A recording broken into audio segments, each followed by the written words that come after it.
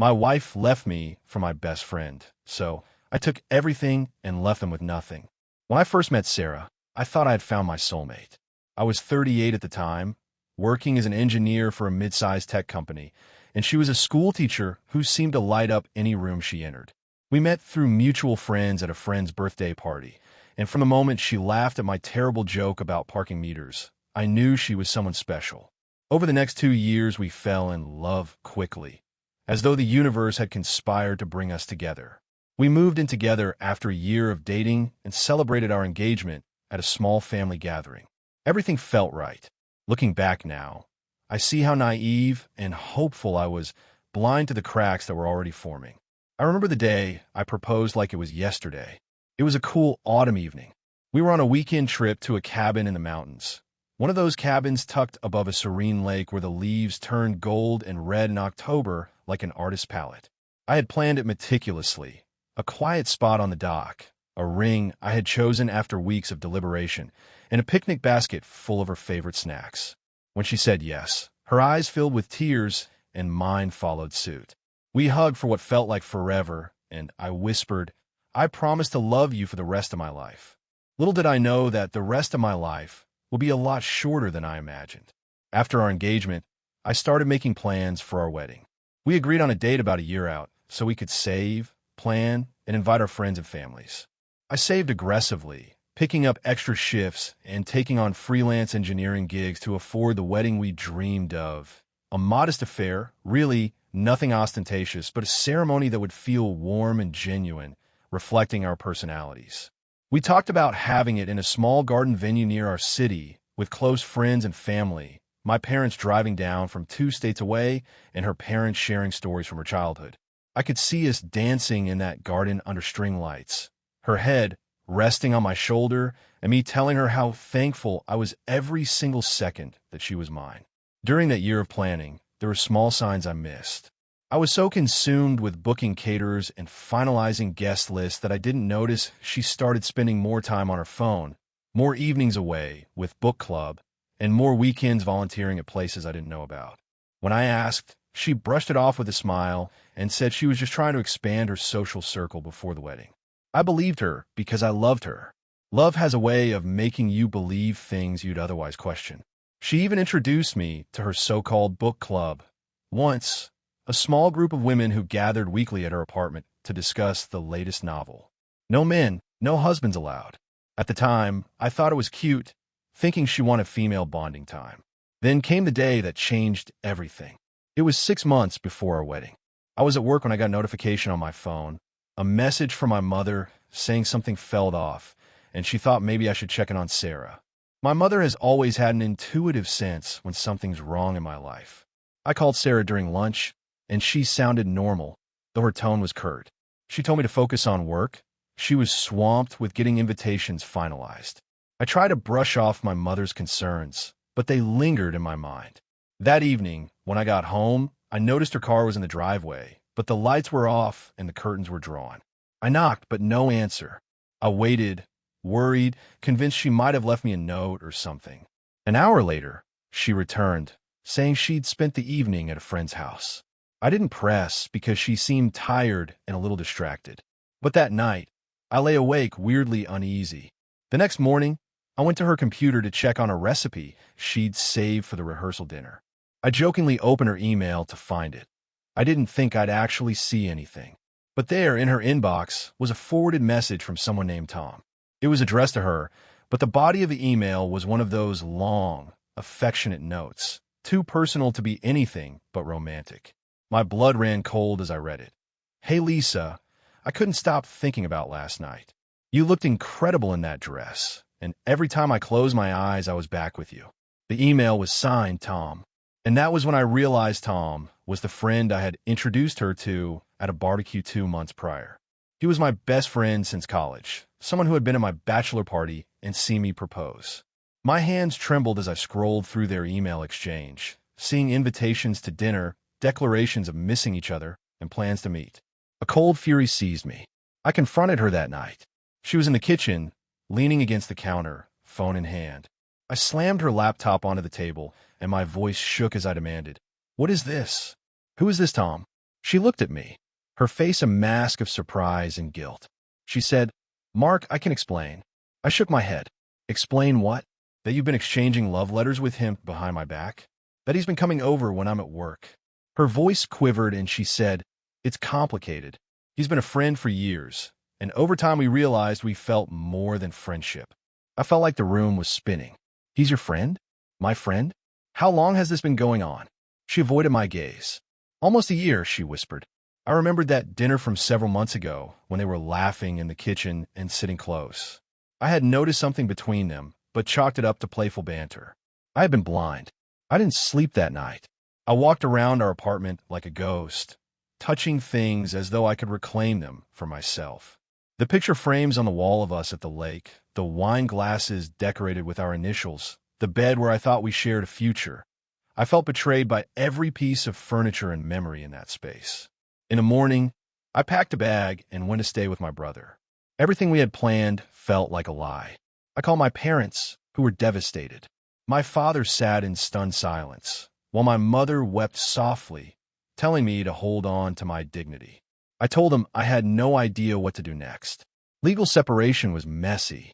We had bought the apartment together, and neither of us could afford to keep it on our own. During our marriage, we had pooled finances for savings, retirement, and all the wedding expenses I had already paid. I hired a lawyer, thinking I would let the courts decide how to split things. But as the lawyer explained, the courts would view our apartment as marital property, our savings as joint assets, and my contributions toward her retirement as something to be divided. Worse, she was pregnant. I found out when her lawyer informed me. The kid wasn't mine, a revelation that was almost a relief in a twisted way. At least I knew exactly where the baby came from. They had been seeing each other, meeting at hotels, and it culminated in pregnancy. She claimed she wanted the child, that she and Tom were going to start a new life together. Hearing it felt like a punch to the gut and then a wave of ice water. So I made a decision that would shape everything from that moment on. I decided to take everything I could legally lay claim to, even though it pained me to think of dismantling the life I had built. More than anything, I wanted them to understand the gravity of their betrayal. I told my lawyer I wanted every asset I was entitled to.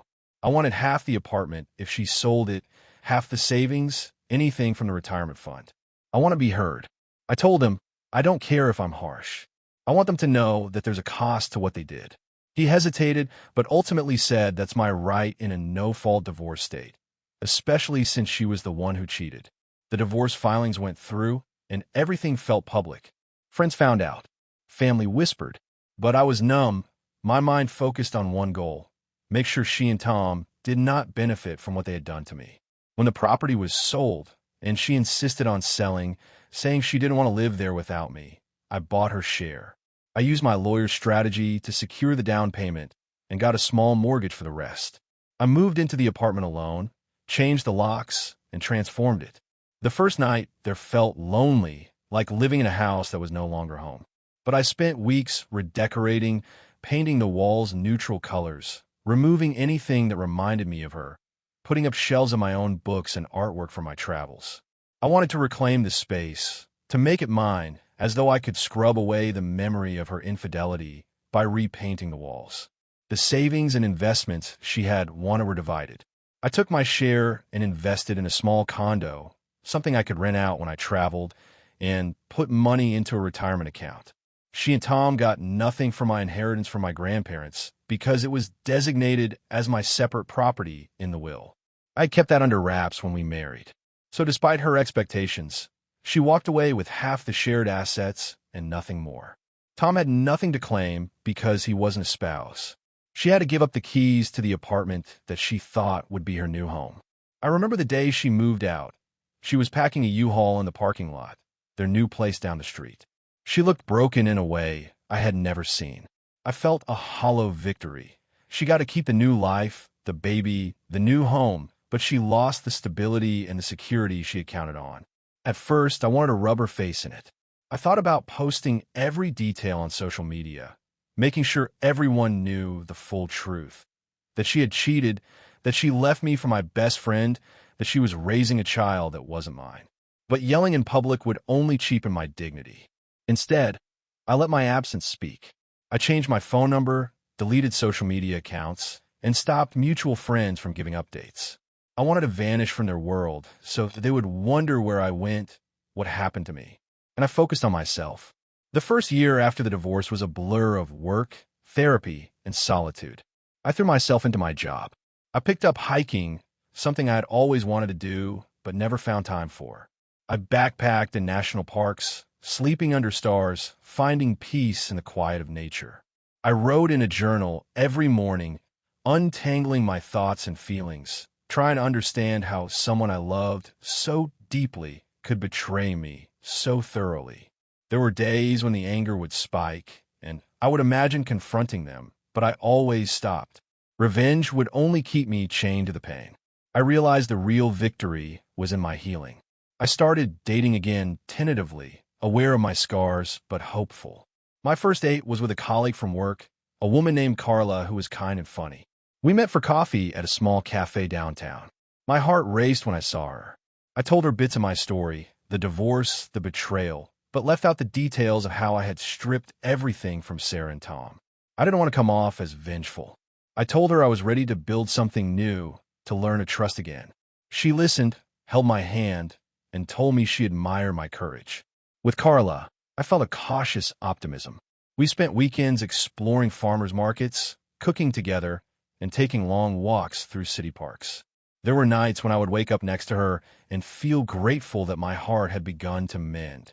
But the ghosts of the past lingered. I would sometimes receive messages from mutual friends asking for updates, or a text from my mother saying, "Your daughter said hi," meaning Sarah had asked their help in sending a message to me through them. I ignored most of these. One day I did respond, telling them I preferred no contact and that I was doing fine. My mother agreed, but said she missed hearing from me. I knew it hurt her too. In the quiet moments, I wondered if Sarah ever regretted what she did, if she thought about the life we had planned. I doubted it. She seemed so convinced of her new path. 2 years after the divorce, I received a letter. No return address, just my name written in a shaky hand.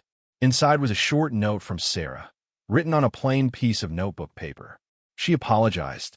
She said she was sorry for the pain she caused, that she knew I had taken everything and left her with nothing. She told me she regretted how things turned out, that raising her child with Tom had not been the fairy tale she imagined. She wrote that Tom turned out to be controlling, and their relationship was now fraught with the same dishonesty that had led her to leave me. She said she missed me and wondered if I could ever forgive her. I felt nothing reading that letter. No relief, no rage, just a dull sense of closure. I crumpled the note and threw it away. Forgiveness was hers to keep. It was not mine to give. Around that time, my condo investment started generating rental income. I took a sabbatical from work and spent a month traveling in Europe. I hiked in the Swiss Alps, stayed in a small village in the Italian countryside, and spent time writing a memoir of sorts, detailing my journey from heartbreak to healing. I realized I wanted to help others who face betrayal. When I returned, I started volunteering at a local support group for people going through divorce. I spoke at meetings, sharing my story and offering advice on how to rebuild life after betrayal. Seeing others listen, nod, and sometimes cry when I spoke felt profoundly healing. I was no longer just the wounded man who lost everything. I became a source of hope and strength for others. As time marched on, I rebuilt my life piece by piece. I sold the small condo and used the proceeds to buy a house in a quiet neighborhood, a place where I planted a garden, made friends with neighbors, and hosted weekend barbecues. I surrounded myself with people who cared about me and whom I cared about in return. I stopped wallowing in what I had lost and started celebrating what I had gained: independence, resilience, and a deeper understanding of myself. 10 years have passed since I first discovered the affair. I still think about Sarah and Tom occasionally, especially when I drive past the old apartment building. But now, I feel nothing but a settled calm. I did take everything they valued: our home, our savings, our future together, and I left them with nothing to build on. Yet in doing so, I found something far more valuable: my sense of self, my dignity, and the freedom to build a new life unshackled by betrayal. I want anyone listening to know that when someone you love breaks every promise, you have the right to protect yourself and take what you are entitled to. Revenge might feel sweet in the moment, but true victory is in rising above the pain and choosing a path of growth and healing. If you ever find yourself abandoned and betrayed, remember that you can reclaim your life. You can build new dreams, find new love, and stand taller than before. It took me years to learn that lesson, and I hope my story helps you learn it sooner. Thank you for listening. I wish you peace and a future filled with hope.